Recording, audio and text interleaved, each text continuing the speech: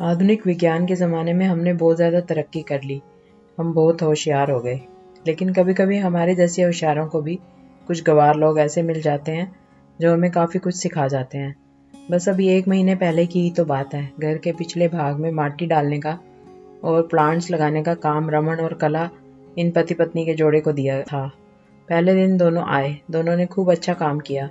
दूसरे दिन सिर्फ रमन आया। शायद कला बीमार होगी। उस दिन दोपहर में मेरे साथ खाना खाने के लिए मैंने रमन को बहुत आग्रह किया। कई बार उसे कहा कि मेरे साथ खाना खा लो, लेकिन वह माना ही नहीं। वह बोला कला नाराज हो जाएगी। मैं बोला अरे रमन, तुम कितना डरते हो अपनी बीवी से। वह बोला मैं नहीं डरता साहब, कदर करता हूँ उसकी, सम्मान करता हूँ उसका। मुझे उसके शब्दों पर हंसना आ गया। मैंने उससे कहा अरे क्या रखा उसमें, ना रंग है ना रूप है, फिर क्यों इतना उसके पीछे पीछे भागता है।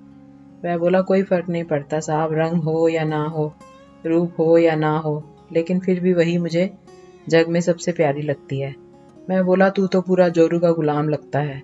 क्या तुझे अपनी पत्नी के अलावा बाकी रिश्ते महत्वपूर्ण नहीं लगते? उसने शांति से जवाब दिया।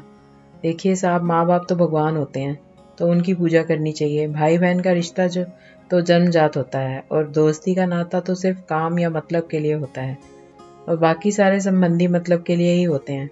अब देखिए, जैसे कि आपका और मेरा नाता भी काम और पैसे का ही है ना। लेकिन साहब, पत्नी हमारी कोई नज़दीकी रिश्तेदार तो होती नहीं है, फिर भी वह अपने सारे संबंधों को छोड़कर हमेशा के लिए हमारी हो जाती है, और हमारे हर सुख दुख में, हर दिन रात में, हर ऋतु में हमारा साथ देती है। आप मानो या ना मानो, पत्नी सिर्फ एक रिश्ता नहीं है, वो कई रिश्तों का भंडार है। जब वह हमारी हर इच्छा पूरी करती है, हमारी देखभाल करती है, हमको लाड लड़ाती है, तब वह किसी माँ की भूमिका निभा रही होती है।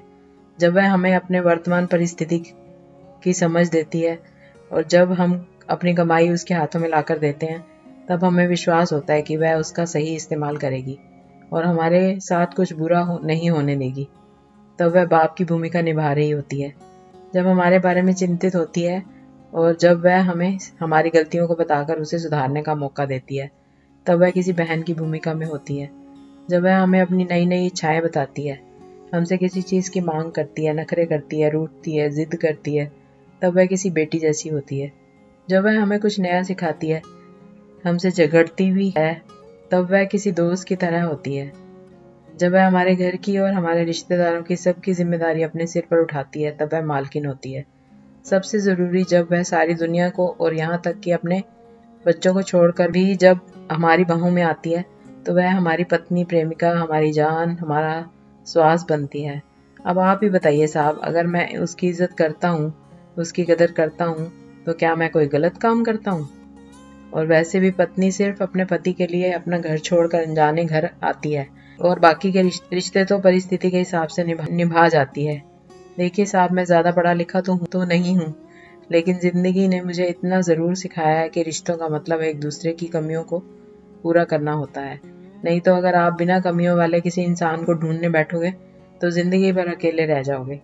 देखिए साहब, बीवी अगर धरती बनकर इतना बोझ उठा सकती है, अपनी तपस्या की अग्नि में तप सकती है, तो पति को भी शांत और उतना ही बड़ा विशाल आसमान की तरह बनना पड़ेगा, जो उसे समय समय पर प्यार की बारिश से भिगोता रहे। ठीक है साहब, बहुत देर हो गई है, मैं जाता हूँ, कहकर रमन वहां से जाने लगा, और मैं उसको पीछे से जाते हुए देखता रहा। आज इस छुटक मजदूरी करने वाले आम इंसान ने मुझे बहुत बड़ा उपदेश देने वाला गुरु नजर आ रहा था। उसकी वो बात की पत्नी कैसी भी हो, उसको मान देना, उसकी इज्जत करना, देखभाल करना हर विवाहित पुरुष का प्रथम कर्तव्य है, और ये गुरु ज्ञान मुझे जीवन भर याद रहा।